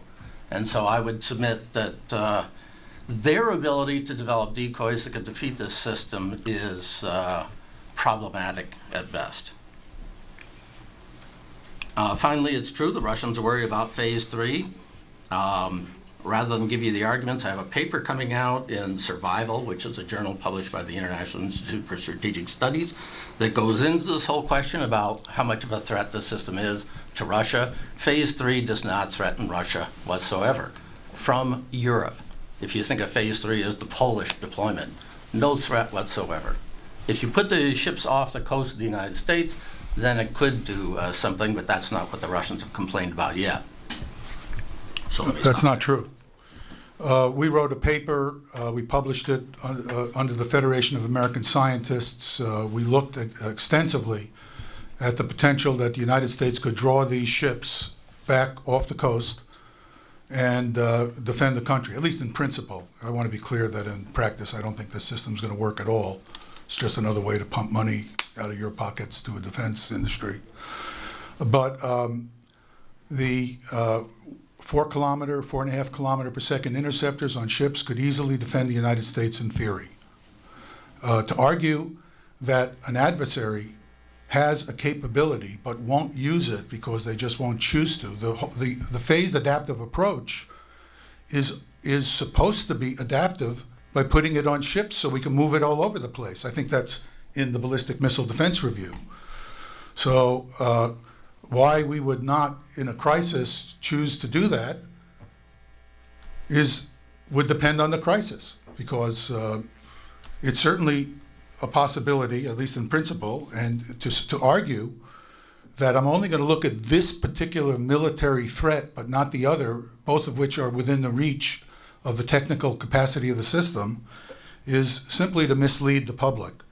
If you tell people from Europe and you also tell them you would have to pull this threat back and use it off the coast of the United States, but you don't believe this would be the case, that's what I would call a comprehensive argument. If you tell them that it can't be done from Europe, and you don't tell them that it can be pulled back, then you're misleading them, in my judgment. Remember, okay? Phase 3 is a land-based Poland. That's, I'm just saying what I'm... All right, now, since the GMD system is currently defending the U.S., according to the study that you're defending, Iraq has weapons of mass destruction, so we need to go to war against them. That was vetted all over the place, wasn't it? So you're supposed to believe that because the Air Force and the Navy and contractors who get paid to tell the Department of Defense what it wants to hear, and they get used by the Department of Defense to make misleading statements to the public, this is okay. This is what you should accept as authority. What you should do is go and look at the analysis that's published. All right? The warhead, a 3-meter long warhead that I can show you the data for, if we take the trouble to bore you with it, we don't need to, has a radar cross-section below 1/100th of a square meter at X band. I have the data, I've published it, I know Dean has seen it. I don't understand why it's 0.1 meters, square meters when he's talking about an X-band radar range. That diminishes the range substantially. It means that the radar will not be able to acquire the target at long range, and it also means that if there's any chance of discriminating, you will not have what's called the signal to noise to do it. And let me explain a very simple notion that you'll all understand quickly. If I can only dimly see an object because it's at the threshold of what I can see, then even if I have, in principle, resolution to see it, I still may not be able to identify it relative to other objects that look somewhat similar. Only if it's in bright light where I can really see all the details, I might be able to actually identify one object relative to another. And incidentally, I've got to know what I'm looking for. So when somebody tells me we're going to solve a decoy problem, I have a simple question. If somebody puts a warhead inside a balloon, because we're in space, and they throw out another bunch of balloons with it, and every balloon is designed to look different by forethought, some are painted different colors, some are made different sizes, I'd like to know how you're going to tell it apart. That's a technical question. I'll stop there. I want to thank you all. This has not been an easy topic to discuss, but I'm pleased to tell you that it's all going to become clear with a single question from Professor Falcone, Professor of Physics, who led the American Physical Society review of ballistic missile defense. So just hang on for just a few seconds and Roger will put us straight. I'm not sure that's going to be true, Harold, but I'll try. So I can stipulate that this is a complex, a hard problem. So when I think about it, we've got to think about it for a very long term. You know, where are we going to be in 10, 20 years? And I thought about it in 3 dimensions. And people have addressed two of those here. One is the political dimension. Can we increase global security by pursuing missile defense? And I don't know, I would hope that conversations among the nations we're having conversations with will inform that question about whether that's going to increase global security. The second are the technical questions, and I would hope that R&D on systems like this would inform that part of the dimension. And we saw that in the boost phase chemical laser area, for example, where things didn't pan out, but I think the program's been stopped or slowed or done away with. And so R&D is an answer to the technical. The third dimension, which is maybe the one that you haven't talked about, and maybe we could refocus a little on that, is it's a prioritization. I mean, we're looking at cuts in DoD budgets. There are lots of other things we can do for global security. Cost obviously comes into this, and no one talked about cost. But how do you think about prioritizing this versus other things we could do? And maybe we could get an answer on that. Excellent question. I'll keep to the same order if that's okay with you, Michael. Sure. Well, it's hard, you know, and every constituency is claiming that their area has to be the top priority, or certainly has to be an area that has to be sacrosanct from cuts. Mm-hmm. I think that at the moment, and it's been a while, and it's going to increase, Iran and North Korea are the principal nation-state threats to the United States, to U.S. security, to our allies' security, as nuclear weapon states or incipient nuclear weapon states, and as ballistic missile producers and deployers. And we have to do everything we can, militarily, politically, economically, to meet those threats. And if there are deals that can be cut, arms control and other means of restraint, I think we're all for that. But you have to have substantial military assets put against these threats. And that's what we're doing. So I don't think that missile defense against North Korea and Iran will be cut. Certain elements might be cut. There's a phasing issue. Dean pointed out that the SM-3 Block 2B funding has been cut down the road. But I think that, this is a priority area. Dean, did you want to address Roger's third dimension? Yeah, Roger, I wish there was an answer to that question, because it's the $64,000 question, not just in defense area, but in healthcare and all public policy arenas. In fact, it's a great subject for the Goldman School to work on. How do you allocate resources from competing demands? And I know of no good, rational, clear way to do it.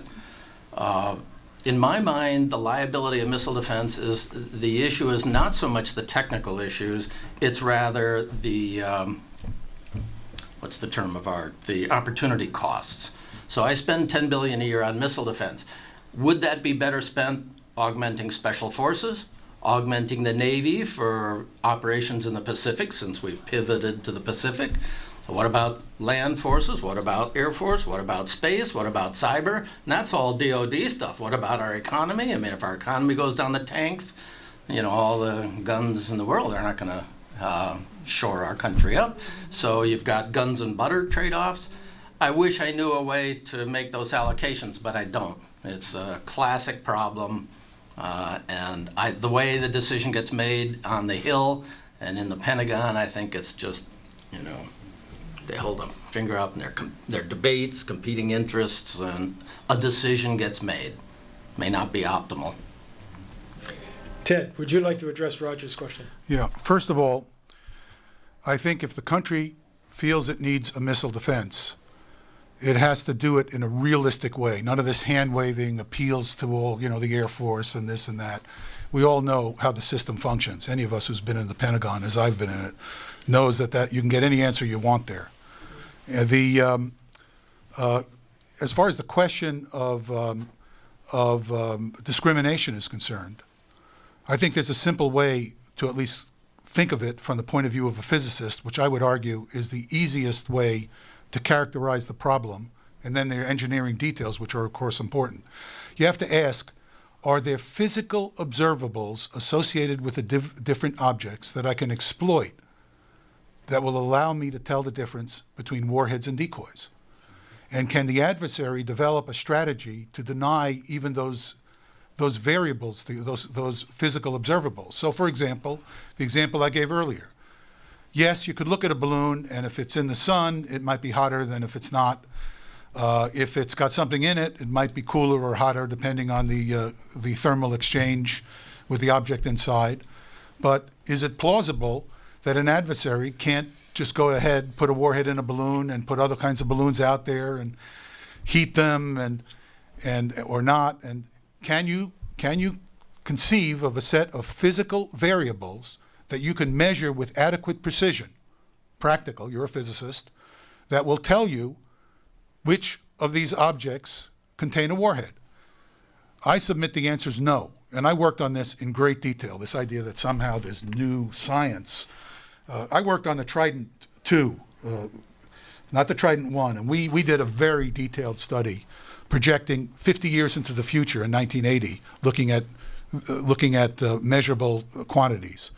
So somebody wants to talk detail with me, I'm all ears.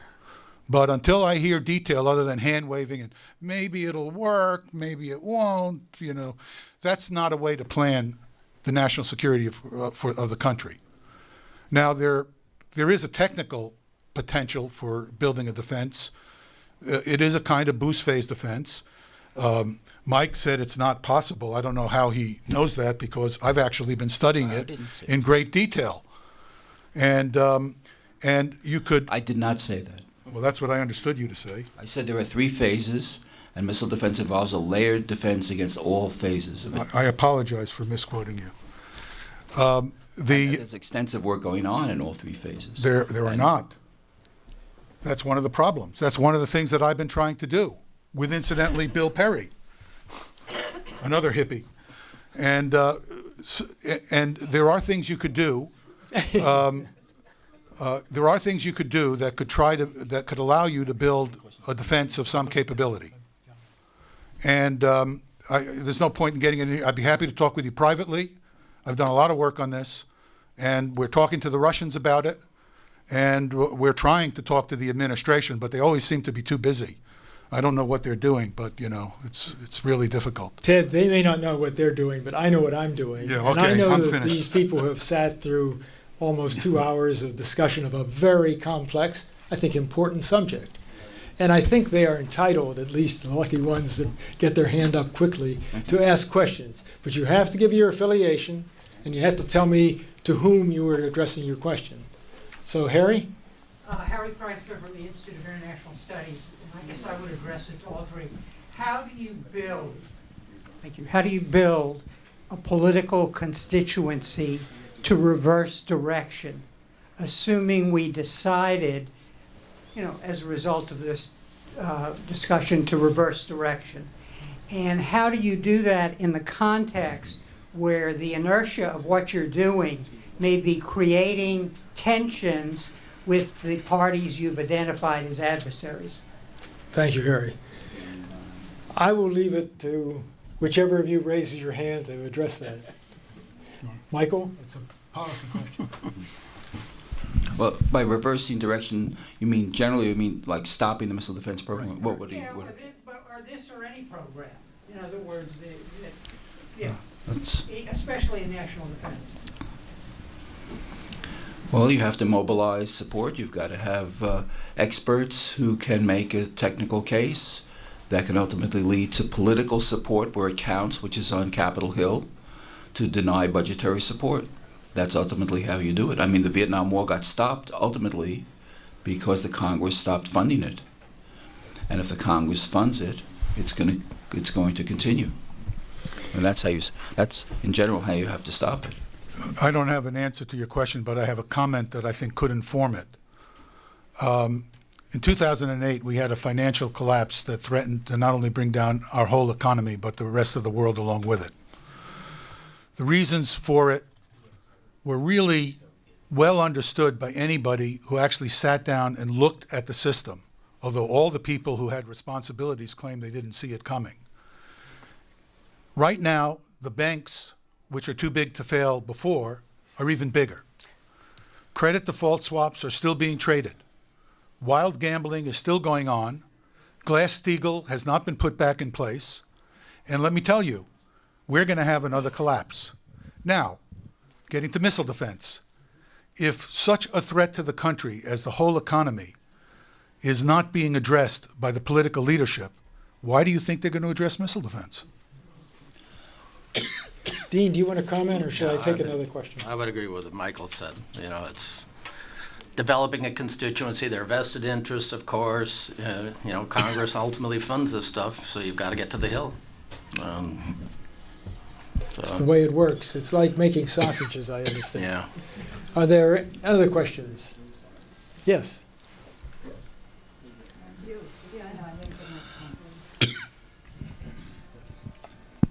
You asked for me to identify myself. My name is Jackie Cabasso. I'm the executive director of the Western States Legal Foundation in Oakland, which is a 30-year-old nuclear disarmament advocacy group. I have two straightforward questions and a comment. The two questions are, none of you mentioned any radars or potential radars that are maybe stationed in Norway or Scandinavia. And I wonder if you have any information about that.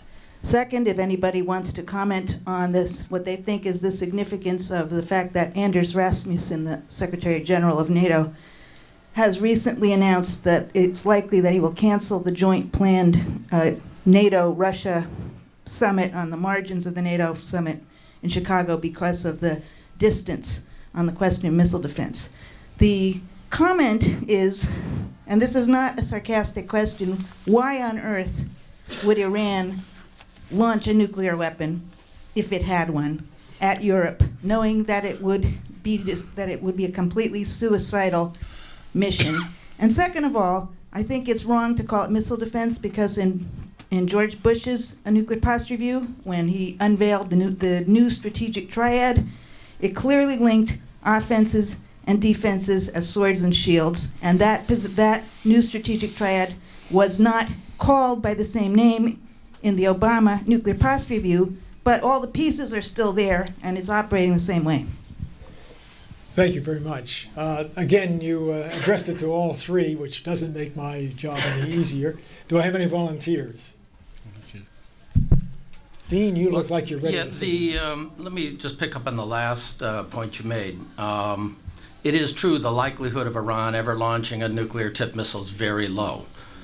In my mind, the problem is there is tremendous coercive leverage Iran can gain by threatening to do that. They can split coalitions. They can dissuade countries from joining coalitions. They may even dissuade the U.S. from even entering the region if, let's say, there's some, well, let's take the Straits of Hormuz, for example, since that's in the news. If they closed off the Straits and the U.S. decided to go in, and they could threaten a nuclear attack against U.S. ally, or much less the U.S. homeland, which they can't now. That threat is a very potent threat. And in my mind, missile defense gives you a shield that you can rattle to neutralize the saber rattling of the offensive threat.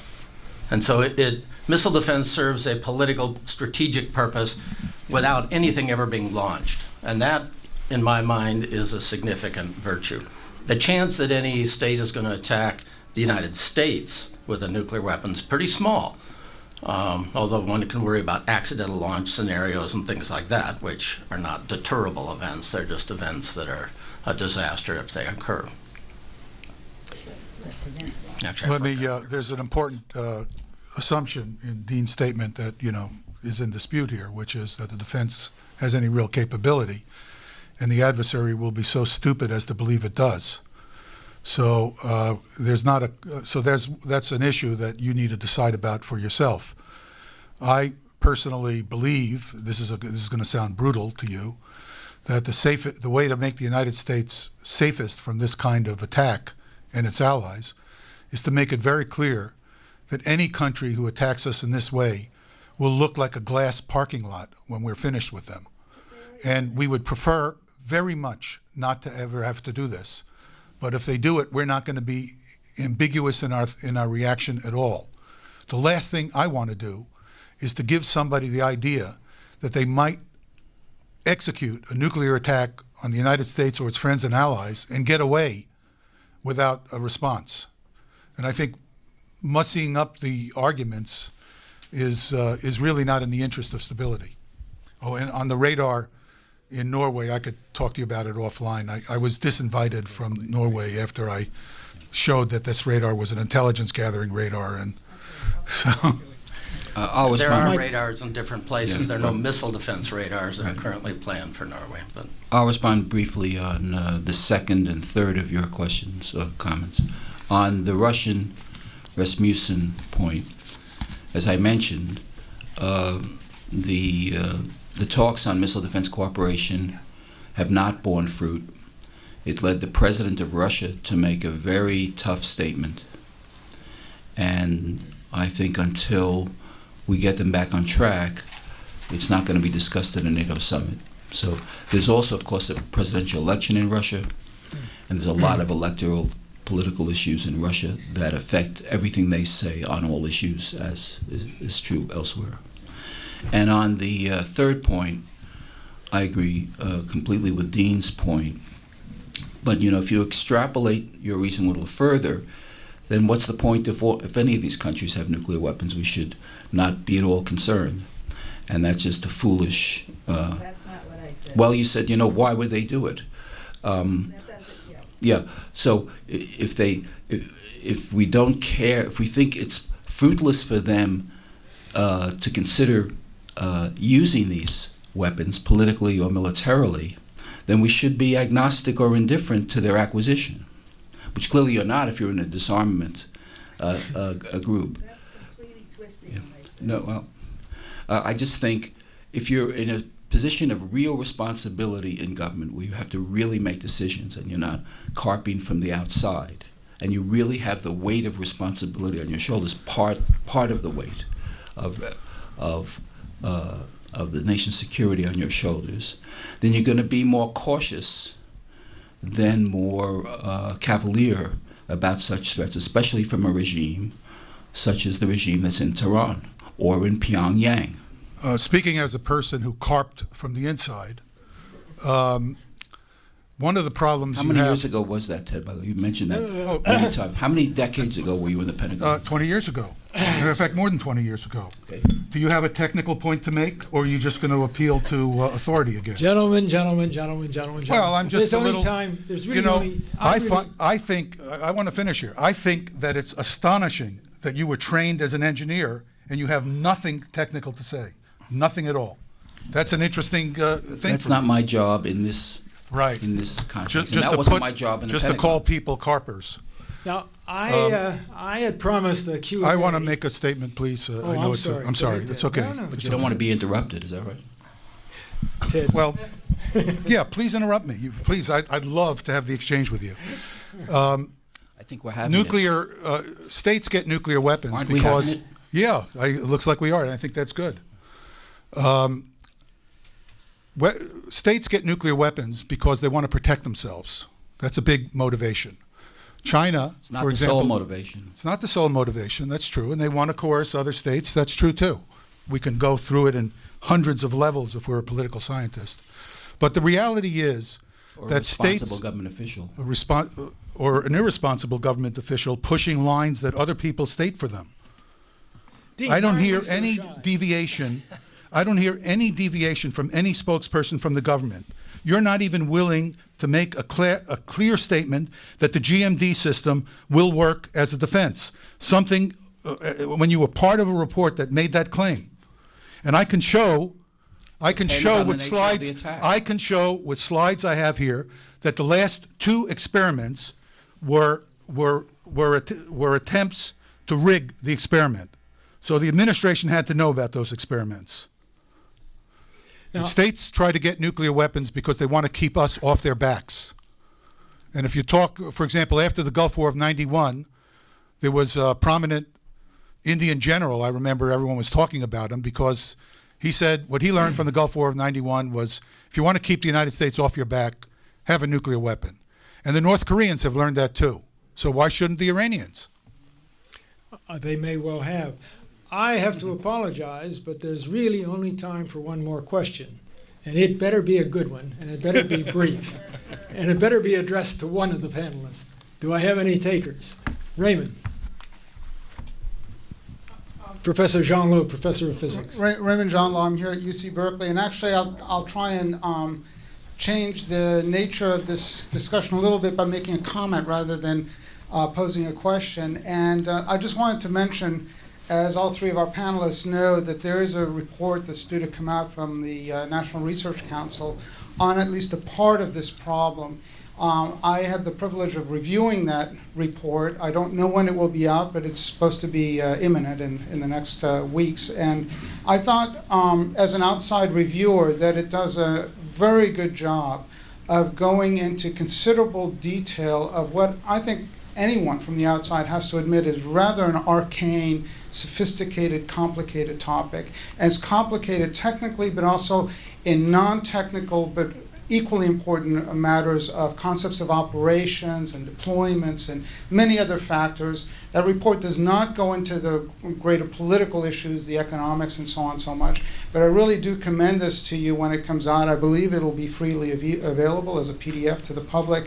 And I just thought, since at least one of our panelists was a co-author of this report, perhaps they're a little bit shy about mentioning. A lot of work went into it. A very large expert group was put together.